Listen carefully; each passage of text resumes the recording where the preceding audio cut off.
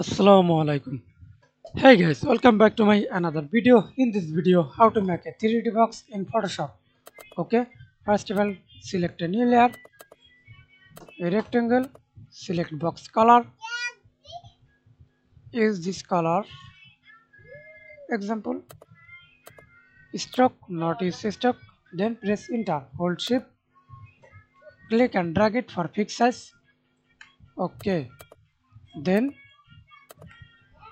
align middle,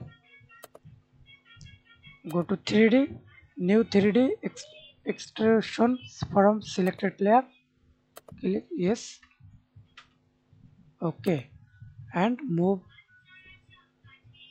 box layer. Now see this movement and see this light.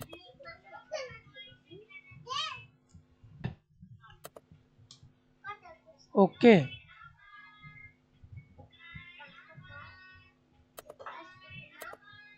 rotate box.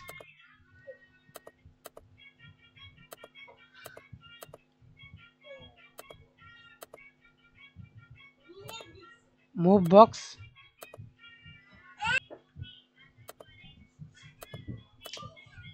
Okay, thanks for watching video. Please subscribe to my channel, like, comment, share.